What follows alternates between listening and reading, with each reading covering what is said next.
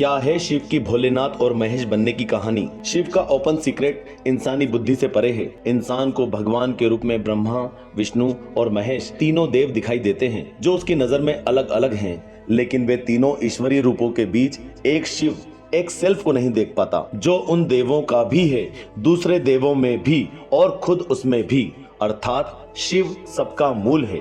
ये open secret है जो इंसानी समझ से परे है। 3 गुरु थे जो ज्ञान का प्रसार करने के लिए हर जगह एक साथ यात्रा करते थे। लोग अपने सवालों के साथ उनसे संपर्क करते थे और वे उन्हें जवाब देते थे। मानव जाति के कल्याण हेतु वे तीनों हमेशा मौजूद रहते थे। उन तीनों के आपस में मित्रवत संबंध थे। उन्हें देखकर कोई ये नहीं कह सकता था कि उनमें कौन बड़ा है, कौन छोटा, कौन ज्यादा ज्ञानी, कौन कम।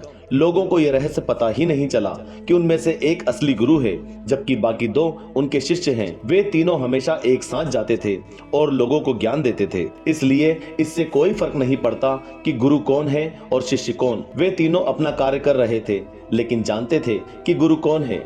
जो ज्ञानी है, सत्य का साधक है, वो चाहे किसी भी मूर्ति की पूजा करे या निराकार का ध्यान करे, उसका फोकस मूल शिव पर ही रहता है। पौराणिक कथाओं में बताया गया है कि शिव के 10 हाथ और 5 सिर थे जिनके हर एक सिर पर तीसरी आंख थी। इस तरह कुल मिलाकर उनकी 15 आंखें थी जिनमें 5 तीसरी आंखें शामिल थी।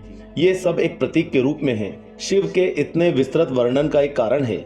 ये 15 आंखों और 10 हाथों से उनकी क्षमताओं को चित्रित किया गया है। निराकार का वर्णन करने के लिए शिवलिंग का उपयोग किया गया था, लेकिन लोगों ने इसमें भी आंखें जोड़ दी ताकि एक इंसान से मिलता जुलता चेहरा बन सके, क्योंकि एक रूप के बिना लोगों के लिए पूजा करना मुश्किल हो जाता है। शिव जी की महेश बनने की भी एक पौराणिक कथा है जिसके अनुसार एक दिन भगवान शिव ने खुद को ब्रह्मांड से अलग करने और अदृश्य होने का फैसला किया। उन्होंने भगवान ब्रह्मा को अपनी एक मूर्ति बनाने का आदेश दिया। भगवान ब्रह्मा की विशेषता थी कि वे मूर्ति में भी प्राण डाल सकते थे क्योंकि वे सर्जनकर्ता थे। इस आदेश के साथ आदि गुरु शिव गायब हो गए और ब्रह्मा द्वारा उनकी मूर्ति में सांसें डाल दी गई जिससे भगवान महेश प्रकट हुए। इस प्रकार देवताओं की त्रिमूर्ति अस्तित्व में आई। ये तीनों शक्तियां अर्थात सृजन शक्ति, पालन करने वाली शक्ति और संहारक शक्ति अभी भी संसार में मौजूद है। उनका काम पहले की तरह ही जारी है। भगवान शिव अदृश्य हो गए हैं, फिर भी उनका रूप अभी भी देवताओं की त्रिमूर्ति में दिखाई देता है। मूर्ति सामने है और शिव अप्रकट, अव्यक्त है, लेकिन मूर्तियों के मूल में वही है।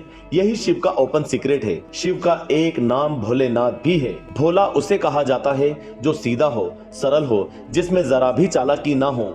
दुनिया में लोग भोला होने को एक अवगुण की तरह देखते हैं क्योंकि उनकी नजर में दुनिया चालाकी से ही चलती है। शिव ऐसे भोलों के नाथ हैं, उनके रक्षक हैं। जो भोला है वो सेल्फ से जुड़ा है, वह ईश्वरीय विचारों और प्रेरणा से ही चलता है। शिव स्वयं उसके मार्गदर्शक बनते हैं। शिव को भोला भी कहते हैं क्योंकि माना जाता है कि शिव को सरलता से प्रसन्न कर वरदान लिए जा सकते हैं। ये बात सही है।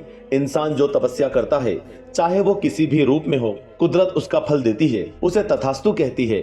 इंसान को मनचाहा फल तो मिल जाता है, लेकिन वो फल मीठा होगा या कड़वा, ये आने वाला भविष्य ही तय करता है। कहने का तात्पर्य है कि शिव भोला है, मनचाहा वर देता है, लेकिन उसका लाभ तभी मिलता है जब आप भी भोले हों, शुद्ध हों, सबके लिए अच्छे भाव रखते हों, आपके कर्म सही हों।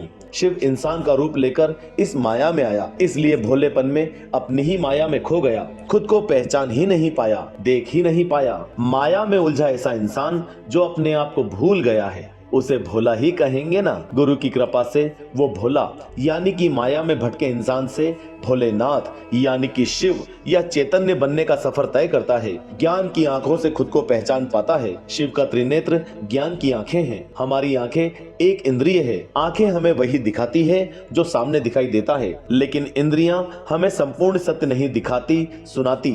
जबकि तीसरा नेत्र हमें ना दिखाई देने वाला या असत्य के पीछे छिपा सत्य भी दिखाता है। जैसे अंधेरे में पड़ी रस्सी को आंखें साफ समझ सकती हैं क्योंकि उन्हें कुछ कुछ वैसा ही दिख रहा है, जबकि तीसरी ज्ञान की आंख हमें उसे रस्सी ही दिखाएगी, भले ही वो दिखने में सांप जैसी लग रही हो। इसलिए तीसरे नेत्र से देखने की कला सीखें, खासकर दुख को देखने की कला, क्योंकि एक दुख ही वो तीव्र भावना है जिससे सांप की कल्पना बनती है। और सभी परेशान हैं, वे सुख की खोज में भटकते रहते हैं, लेकिन दुख उनका पीछा नहीं छोड़ता।